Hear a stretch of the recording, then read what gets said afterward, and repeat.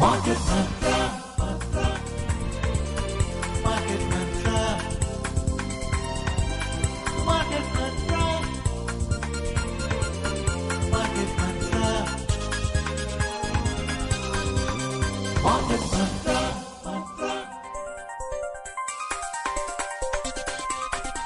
Market Mantra.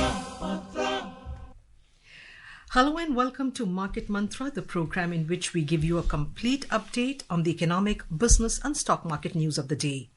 I am Anubha Rohatgi with my co-anchor Subodh Mishra. नमस्कार श्रोताओं, कारोबारी खबरों के साथ मार्केट मंत्र हाजिर है। रोज की तरह हम देश विदेश की आर्थिक गतिविधियों और शेयर बाजारों पर नजर डालेंगे और प्रमुख समाचारों पर चर्चा करेंगे। वरिष्ठ आर्थिक पत्रकार उदयन रे आज हमारे साथ हैं समाचारों पर चर्चा करने के लिए। उदयन, मार्केट मंत्र में आपका स्वागत है। धन्यवाद सुबोध जी। पहले हेडलाइंस के साथ Anubha. Thank you, Subodh. Benchmark domestic indices extend rising streak for fifth straight session. Sensex closes around 81,860. Nifty reclaims 25,000 level. Next generation of GST reforms aim to make India Atmanirbhar, says Finance Minister Nirmala Sitharaman. And crude oil prices rise over 1%. Share बाजार के प्रमुख सूचकांकों में लगातार पांचवें कारोबारी सत्र में तेजी। सेंसेक्स लगभग 81,860 पर पहुंचा। निफ्टी फिर से 25,000 के पार। आगामी जीएसटी सुधारों का लक्ष्य है देश को आत्मनिर्भर बनाना, कहा वित्त मंत्री निर्मला सीतारामन ने। और कच्चे तेल की कीमतों में 1% से ज्यादा का उछाल।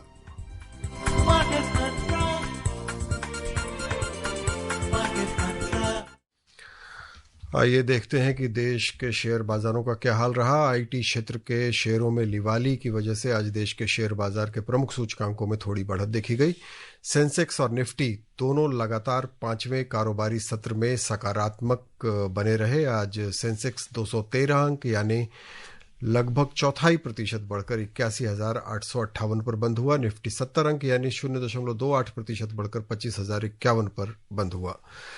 बीएसई के मिड कैप सूचकांक में 0.4% और स्मॉल कैप सूचकांक में 0.3% की बढ़त दर्ज की गई। सेंसेक्स में शामिल 30 में से 15 कंपनियों के शेयर बढ़त के साथ बंद हुए। सबसे ज्यादा बढ़ने वाले शेयरों पर नजर डालें तो इन्फोसिस में लगभग 3.9%, टीसीएस में 2.7% और हिंदुस्तान यूनिलीवर में 2.5% का उछाल देखा गया। सबसे ज्यादा गिरने वाले शेयरों पर गौर करें। भारत इलेक्ट्रॉनिक्स लिमिटेड में 2.1%, बजाज फाइनेंस में 1.6% और टाटा मोटर्स में 1.5% की गिरावट देखी गई। Benchmark domestic equity indices today ended with modest gains driven by buying across IT pack. Both the indices extended their winning streak for the fifth consecutive session. The Sensex rose 213 points or 0.26% to close at 81,858 and the Nifty gained 70 points or 0.28% to settle at 25,051. The broader market indices at the Bombay Stock Exchange also ended in positive territory. The mid-cap index added 0.4% and the small-cap index advanced 0.3%. Subodh just told you the behavior of the companies in the Sensex pack. Let me tell you about how the sectoral indices at the BSE panned out today. In the sectoral indices at the BSE, 14 out of 21 sectors ended in positive territory. In top gainers, focused IT jumped 2.7%. IT rose 2.6% and tech increased over 2.2%. Among top laggards, financial services as well as the BankX both dropped 0.33% each. Healthcare dipped 0.2% and oil and gas along with energy dipped over 0.1% each.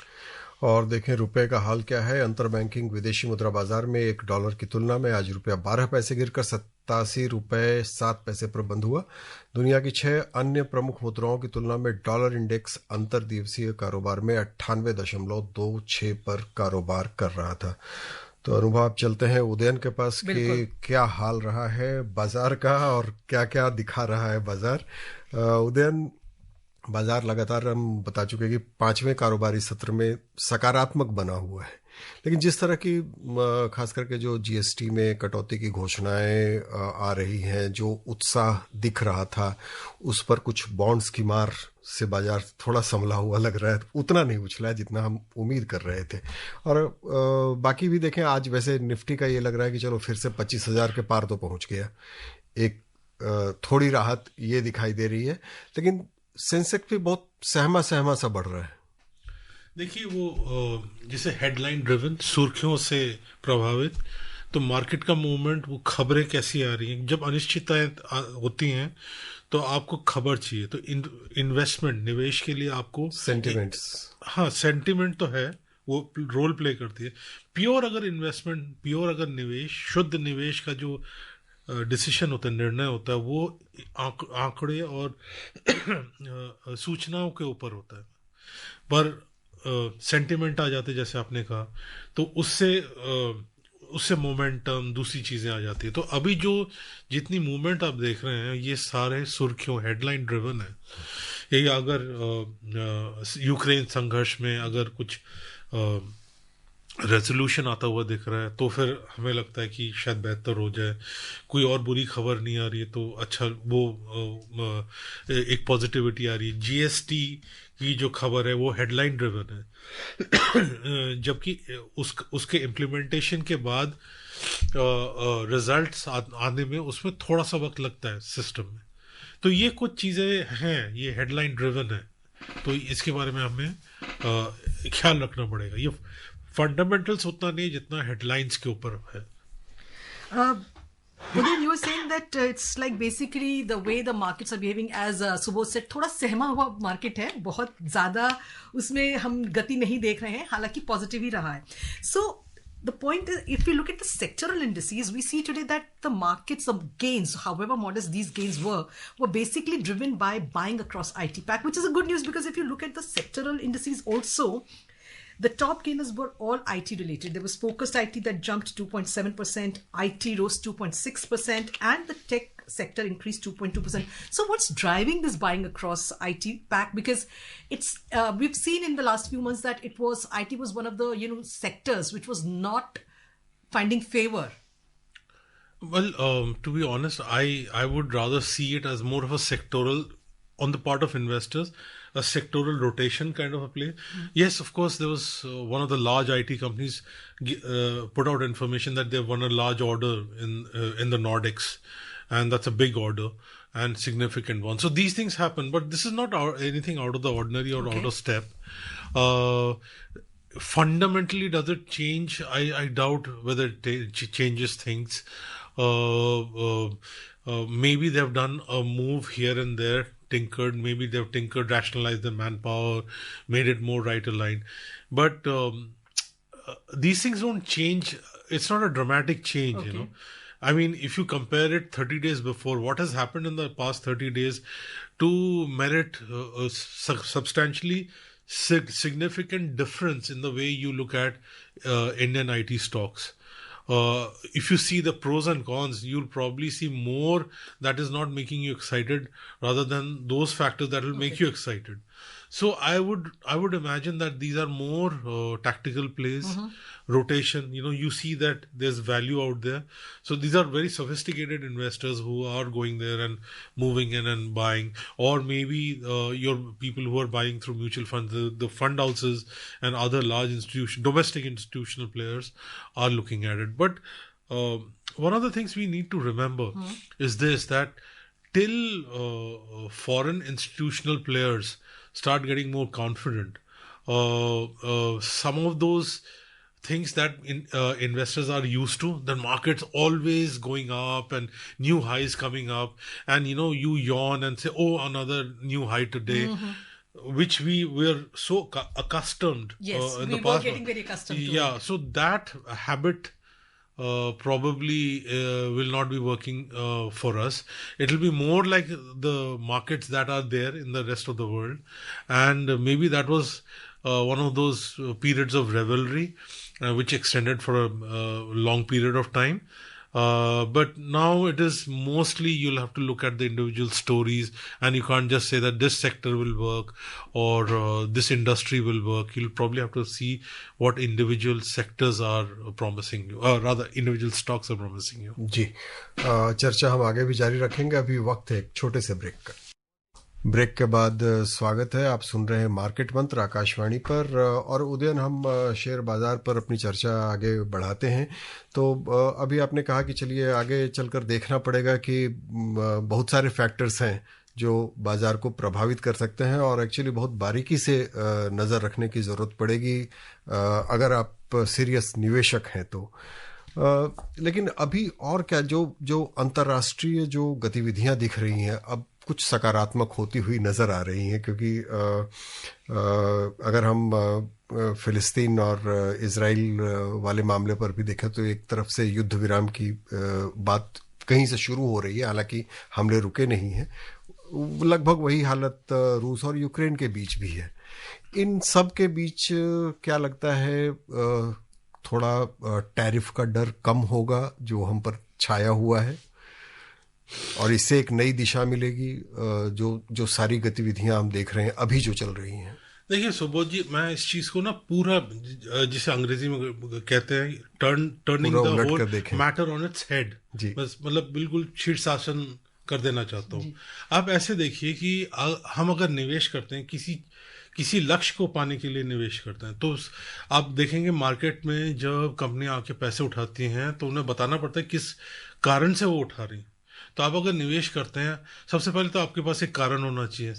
तो अगर वो कारण अगर है, तो मान लीजिए आप आज से 10 साल बाद आपके बच्चों को उच्च शिक्षा के लिए आप निवेश कर रहे हैं, तो टैरिफ 2025 में कहाँ ऊपर से नीचे जा रहा है, फिलिस्तीन और गाजा में क्या हो रहा है, 10 साल बाद वो एक छोटा सा ब्लिप होगा। रेडार अगर बहुत बड़ा स्क्रीन है तो हम ये करना बड़ा मुश्किल होता है। ये चारों तरफ इतना शोर शराबा, इतनी खबरें दी जा रही हैं, एक्सपर्ट हम जैसे लोग भी बोल के कंफ्यूजन ही बढ़ाते हैं। तो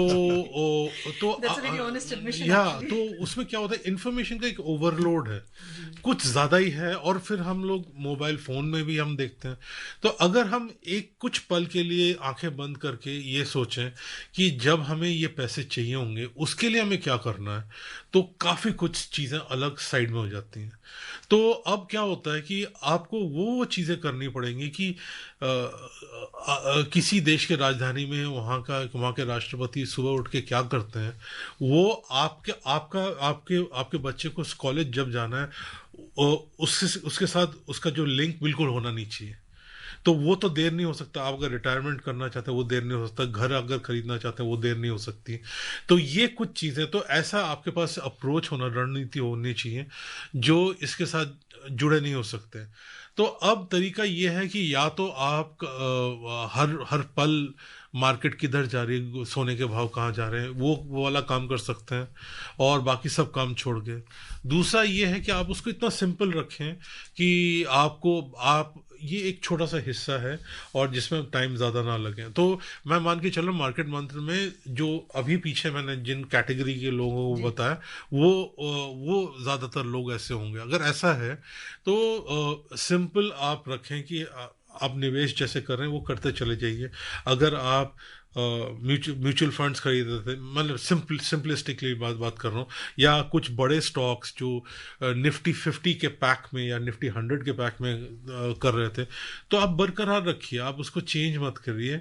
क्योंकि जब आप एस्टैब्लिश्ड कंपनीज में, मैं बाकियों की कंपनी की बात नहीं कर रहा, जो मल्टी बैगर जिसे कहते हैं, एक मल्टीपल जो देते हैं, तो वहाँ पे क्या हो रहा है कि आप जब आपके बेस्ट कंपनीज में आप निवेश कर रहे हैं, और ये अगर भारत प्रगति करेगा, ये भी प्रगति करेंगे, ये एक अच्छा आर्ग्यूमेंट है जिसको आप बाय कर सकते हैं। पर ऐसे मौकों में सुबोध जी, मुझे ये ऐसा भी लगता है कि जिस टाइप की अनिश्चितताएं हैं, सिर्फ आप अगले 2 साल में शेयर बाजार में निवेश करके वो जो रिजल्ट 10 साल बाद या 5 साल बाद 6-7 साल बाद जो चाहिए या उससे बाद में चाहिए, उससे शायद ना करें। जब हम निवेश करते हैं तो कंसिस्टेंट होना ज़रूरी है। जैसे एवरेज होता है, अच्छे खिलाड़ी बैटिंग में एवरेज करते हैं, तो हर इनिंग कितनी कंसिस्टेंसी के साथ निवेश मतलब रिजल्ट निकालते हैं, वो इम्पोर्टेंट होता है। तो उसके लिए ये इस 2025 और 26 में आपको फिक्स्ड इनकम में और गोल्ड जैसे जगह में निवेश करना पड़ेगा। तो लोग बिरयानी का बेसिकली एक इंडियन थाली होनी चाहिए, बिल्कुल, जिसमें आपको सब कुछ थोड़ा कई लोग एक सिंगल डिश लेते हैं अला कार्ट, ये थाली का टाइम है। चलिए अगली खबर पे नजर डालते हैं। एशिया के प्रमुख बाजारों में आज मिला जुला रुख रहा। चीन का शंघाई कंपोजिट इंडेक्स 1% से ज्यादा बढ़ा। हांगकांग का हैंगसेंग 0.1% बढ़ा। सिंगापुर के स्ट्रेट्स टाइम्स इंडेक्स में ज्यादा बदलाव नहीं देखा गया। जापान का निक्केई 1.5% और दक्षिण कोरिया का कोस्पी 0.6% नीचे आ गया। ताज़ा समाचार मिलने तक प्रमुख यूरोपीय बाजारों में आज मिला जुला रुख दिखाई दे रहा था। लंदन का फुट्सी लगभग 0.5% ऊपर चल रहा था। फ्रांस का कैक 0.2% ऊपर है। जर्मनी का डैक्स 0.3% नीचे चल रहा था। ब्रिटेन के उपभोक्ता मूल्य मुद्रास्फीति के आंकड़े आए हैं। ये जुलाई में बढ़कर 3.8% तक पहुंच गए हैं, जबकि जून में ये 3.6% पर थे। जुलाई का कोर इन्फ्लेशन 3.8% हो गया, जो मई में 3.7% था। Moving on to the US markets, US stocks displayed mixed trend on Tuesday. The Nasdaq Composite lost over 1.4% and the S&P 500 dipped 0.6%, dragged by technology stocks. Meanwhile, the Dow Jones Industrial Average ended flat with a positive bias. A very quick comment to the end, because we've been seeing that the Nasdaq has been performing very well. The S&P has been, climbing, getting onto new records every day. So what has happened today? Like, why is this kind of a mixed trend coming in? Is it also because, I'm not sure, but let's there is an FMOC meeting later today, where the reasons for the decisions taken in the last meeting are going to come out. So could it be that the markets are again in a wait and watch kind of a mode?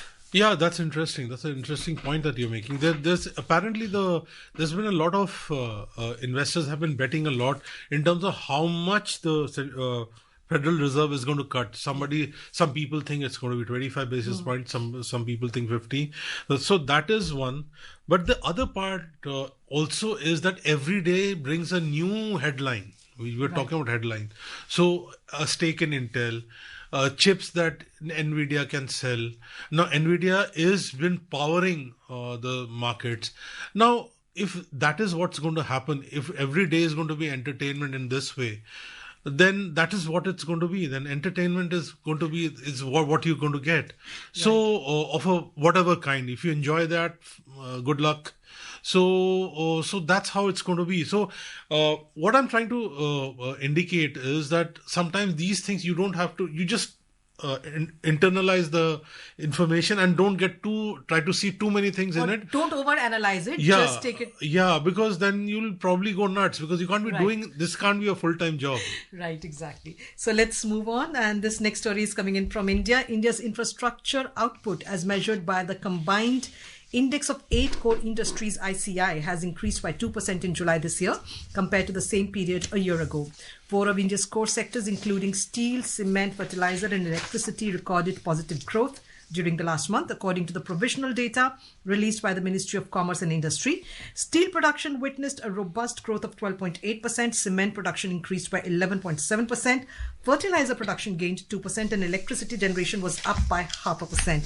Conversely, coal production plunged 2.3%, natural gas dipped by 3.2%, crude oil production fell by 1.3%, and petroleum refinery production was down by 1% in comparison with July last year. And before we discuss this story, let's go in for a quick commercial break.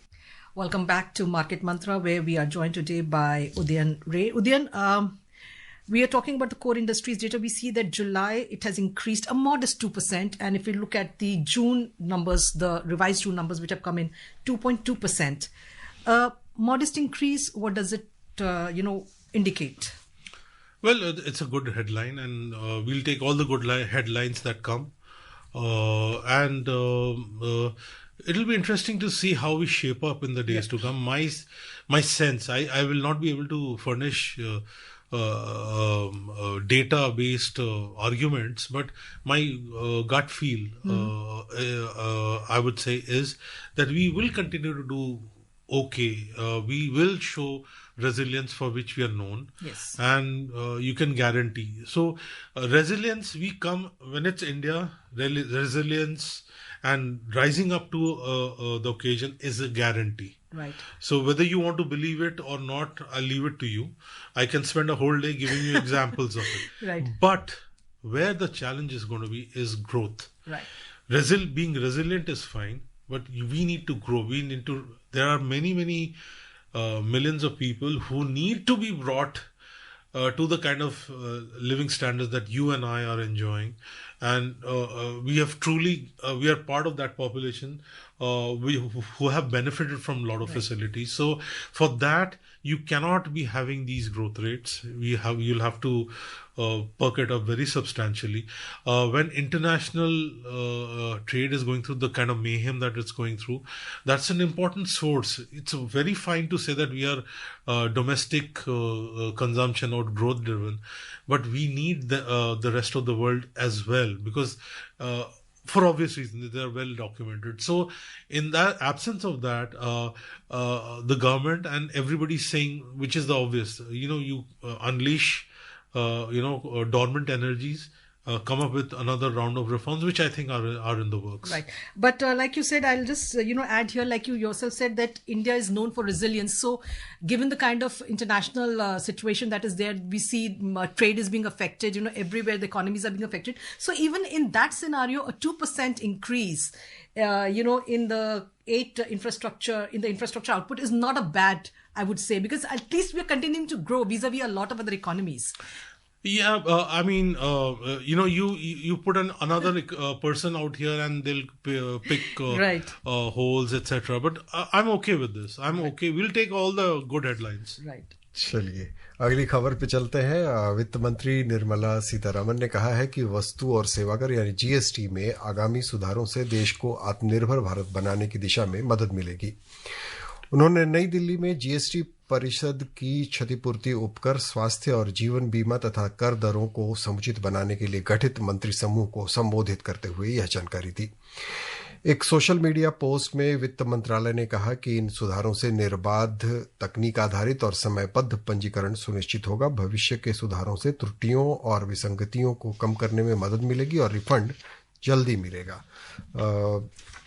क्या कहते हैं उदयन, अभी GST के लिए जिन सुधारों की उम्मीद की जा रही है और जो अभी रैशनलाइजेशन की बात हो रही है, इनसे हम कितने दूरगामी प्रभाव देख सकते हैं? एक तो सरल हो जाएगा, जितना और सरल हो उतना बेहतर है। पर जीएसटी के बारे में बात करते वक्त सुबोध जी, हमारे देश की एक उपलब्धि को ना कई बार हम ओवरलुक कर जाते हैं। आपको मैं स्मरण करा दूं, ये जीएसटी एक टैक्स कोड में चेंज था। पूरा एक तंत्र जो केंद्र सरकार और राज्य सरकारों के बीच में एक कॉन्वर्सेशन, एक डायलॉग के थ्रू बना था। आप देखिए हमारे कितने स्टेट्स हैं, राज्य हैं, वहाँ से हमने एक सिस्टम बनाई, दिक्कतें आई, हम लोगों ने मिलजुल के एक सिस्टम तैयार किया और ये पूर्णतः भारतीय सिस्टम है। हमारे देश के जो तंत्र है, आर्थिक तंत्र में एक ट्रांसपेरेंसी, एक एफिशिएंसी लाने की कोशिश, एक सिंगल मार्केट, एक सिंगल टैक्स सिस्टम का आगाज करने की कोशिश की गई। तो ये एक एवोल्यूशन है, तो इसको हमेशा हमें याद रखना पड़ेगा, ये उपलब्धि है जी। कई बार क्या होता है, हम इसको पीछे का हम भूल जाते हैं, बट ये बहुत बड़ा अचीवमेंट है जी। Let's move on. The Lok Sabha today pass the promotion and regulation of online gaming bill 2025.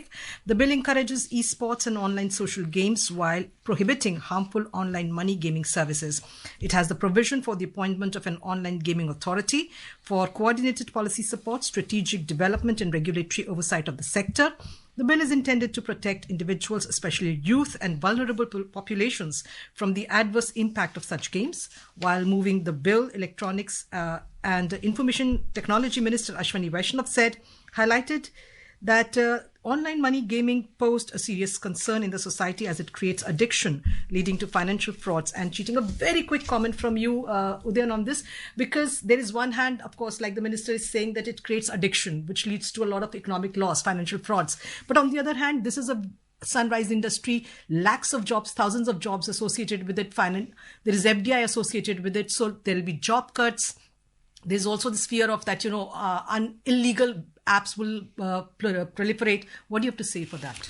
Well, it's better that if there's a house that you're building, you rather build it with bricks rather than with cards. This is a house of cards. Right. And the online scamming is on the rise. We have to cut down on it. And the important thing is about the illegal fund transfer. Yes. It's the same crypto issue that is coming here.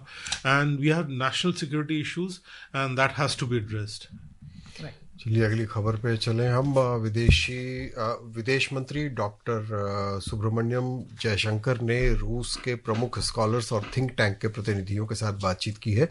एक social media post में उन्होंने बताया कि बैठक के दौरान उन्होंने भारत रूस संबंधों, समकालीन विश्व भू राजनीति और भारत के दृष्टिकोण पर चर्चा की। Let's move on to commodities. Crude oil prices rose over 1% today. Brent crude was trading 1.2% up at $66.88 per barrel, and WTI crude was trading over 1.3% up at $63.18 per barrel when reports last came in. Meanwhile, investors awaited the next steps in talks to end the Russia-Ukraine war. And let me also tell you the gold and silver prices in the Indian bullion market. In the Indian bullion market, 24-karat gold was trading over 0.2% lower at 99,260 rupees per 10 grams, while silver was trading around 0.2% down at 1,11,730 rupees per kilogram a short while ago. जी, और समाचार लिखे जाने तक MCX में अक्टूबर में आपूर्ति किए जाने वाले सोने का मूल्य 0.5% बढ़कर 99,176 रुपये प्रति 10 ग्राम पर चल रहा था। सितंबर में आपूर्ति की जाने वाली चांदी 0.58% बढ़कर 1,11,994 रुपये प्रति किलोग्राम पर चल रही थी। उदयन, मार्केट मंत्र में आने और समाचारों पर चर्चा के लिए बहुत बहुत धन्यवाद। धन्यवाद। And before we close, a reminder of the headlines. Benchmark domestic indices extend rising streak for fifth straight session. Sensex closes around 81,860. Nifty reclaims the 25,000 level. Next generation of GST reforms aim to make India Atmanirbhar, says Finance Minister Nirmala Sitharaman. And crude oil prices rise over 1%. And that's it in this edition of Market Mantra. Do remember to join us tomorrow at the same time. Till then, from the entire team, goodbye, namaskar. Market Mantra.